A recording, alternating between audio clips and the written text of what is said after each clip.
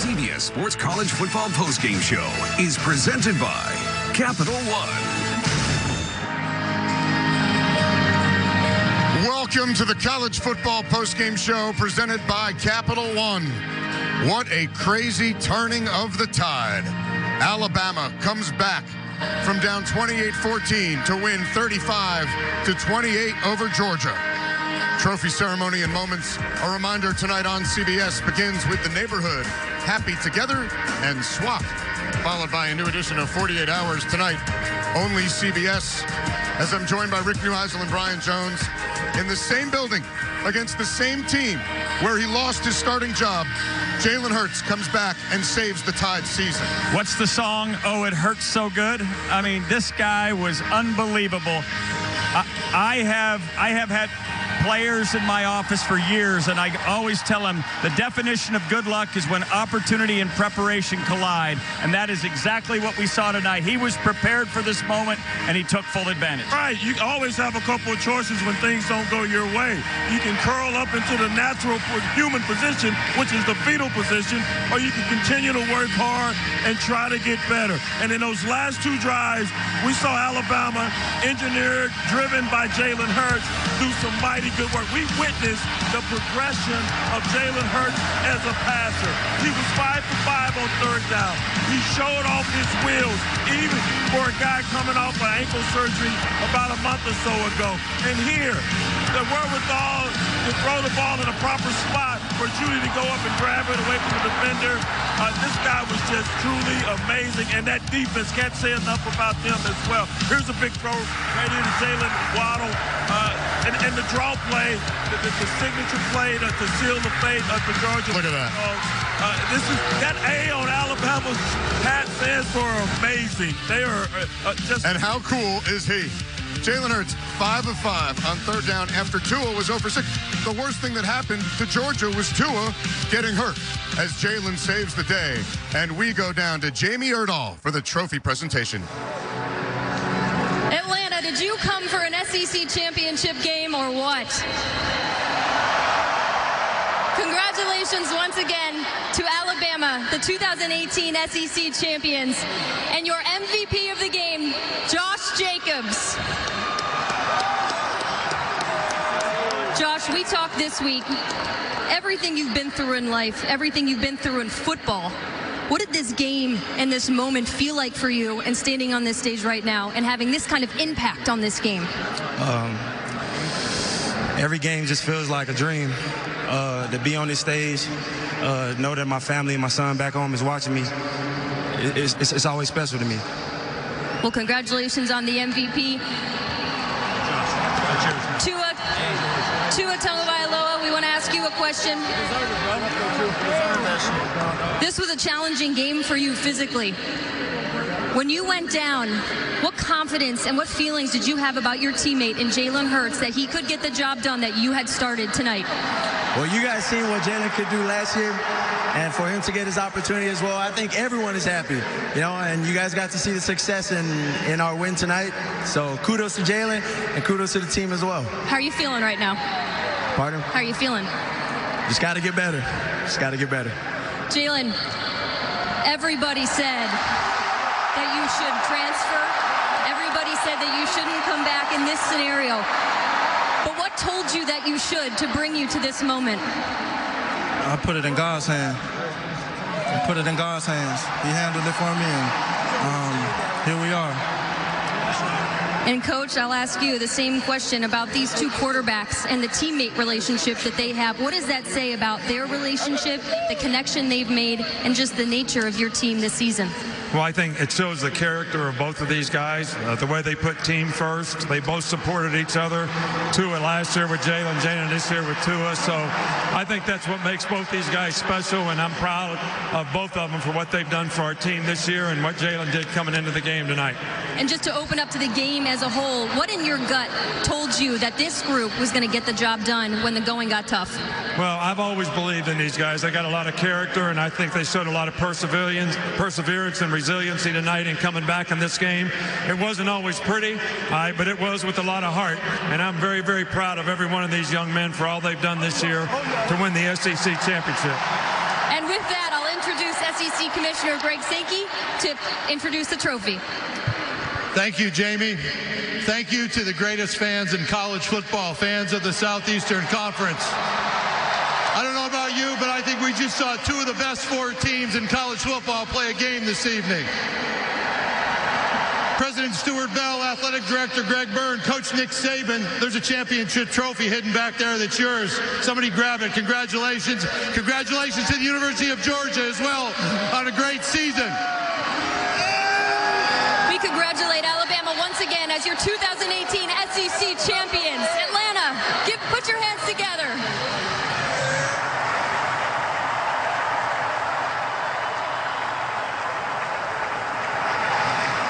And the celebration continues for the Tide. We've seen a lot of blowouts here in Atlanta in the SEC championship game. But Jalen Hurts, his score with 1 minute and 4 seconds remaining, the latest game-winning score in SEC championship game history. So what becomes of Georgia as the Tide move on to the playoff? We'll be back to wrap that up and talk about the playoff implications next.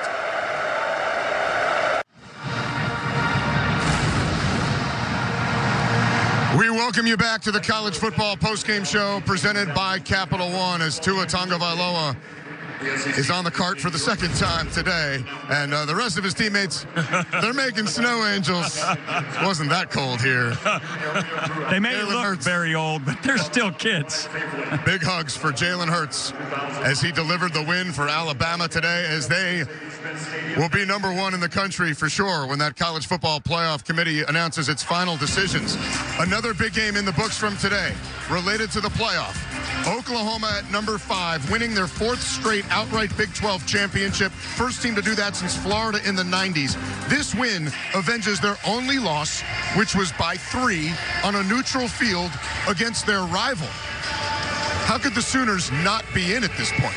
Well, I think they should be in it. Now, we've seen Georgia versus Bama twice now on the big stage, and they have lost both of those games. They have yet to be able to finish versus Bama. Now, I think Georgia would run through Oklahoma's defense, but do I necessarily want to see them against Bama again in the college football playoff? No. Well, remember, only one of those games is this year. Oklahoma gets to punch the ticket as Big 12 champion. That resonates with the committee. There's certainly going to be, but Georgia's going to be in this conversation. This was an epic game, and now we turn to Ohio State. And Urban Meyer has no doubt told his team, you've got to go and you've got to keep going. Look for them to have the gas pedal flat to the ground. And against the Northwestern team, that's not easy to score a ton of points on. Correct. They demolished the #1 defense in the land in Michigan last week, and now you're going up against a middle-of-the-road Big Ten defense in Northwestern. I think they put on a show, Ohio State. And look, we're not questioning. Georgia, they were top 4 coming into this day. But what becomes of the Dogs after the loss here, down to the final play against Alabama? Let's go up to Brad Nessler and Gary Danielson for more after an epic SEC championship game, guys. Yeah, Zook, it was a great one for sure. And, you know, I heard Commissioner Sankey there say when he was on the podium, I think these are 2 of the best 4 teams in the country. I almost agree with him, but obviously with Oklahoma, I think they punched their ticket. You know, Georgia had their opportunity. They had a 14-point lead. They let it slip away like they did a year ago. But, you know, I think they're going to end up in the Sugar Bowl against Texas, and that'll be a hell of a game. So. Maybe. I don't almost agree with them. I do agree with them. I think coming into this game, Georgia proved they're one of the 4 best teams in the country. I don't know how this committee is going to rank this. They don't probably want a rematch in the first. Well, put them 3rd then. I mean, I don't care. Georgia's one of the 4 best teams, period. That's what the committee is supposed to do. While Ohio State is playing Northwestern and Oklahoma's playing Texas with 3 losses, Georgia had to play the #1 team in the country. You can't tell me they're not one of the 4 best teams. I totally agree. I'm just saying because of the numbers. I know. I'm just saying, what is the committee supposed to do? Put the 4 best teams? That's what I thought they were. I've been arguing the other way. I'm told I was wrong all these years. Okay. Well, you might be wrong in the end too, Gary. But that's the opinion. They were top 4 coming in. But this championship game for this conference, it stands as a national quarterfinal today. I agree with him. Right pass Notre Dame. Put Notre Dame 4 and let let Georgia play Clemson. Well, if Georgia beats Clemson, you're going over big. We need to get Danielson a seat on the committee. That's what we need to do. Well, if Georgia plays Clemson and then they get a third shot at Alabama, can they close the deal then? Clemson in their second shot versus Bama, they were able to close the deal. Now, they didn't have a shot last year in the Sugar Bowl versus Bama, but at least in that second opportunity, they won. Maybe Clemson does everybody a favor and lets Pitt beat them tonight. Hey, I know one thing, guys. I have to do a Notre Dame basketball game coming up in a couple weeks, so I'm going to let him have this, and I'm going exit stage right. Hey, Gary. Here I am. We'll meet you back at the hotel, and we can watch the other two games tonight. A lot of people are going to be rooting for Pittsburgh to beat Clemson now. You know what, fellas? This is why we love sport. This is why we love sport, you know? Think about all the cliches. Finish what you start. Get up when you fall down. All those things. You don't have to say any of that anymore. You just have to say, be like Jalen. Unreal. That's it. Bama, you're so good. You're so good. You're so good, baby. You're so good. You're down. You're not playing your best ball in the second half. You find a way, even with your bench quarterback from last year's title game, to somehow finish this and win it. I mean, it's amazing what they've been able to accomplish under Nick Saban. And one thing Gary nailed, Dan Enos making Jalen Hurts a better quarterback, and he delivered today. Nick Saban's 6th SEC championship with Alabama and his 8th overall and their 12th straight win here in Atlanta.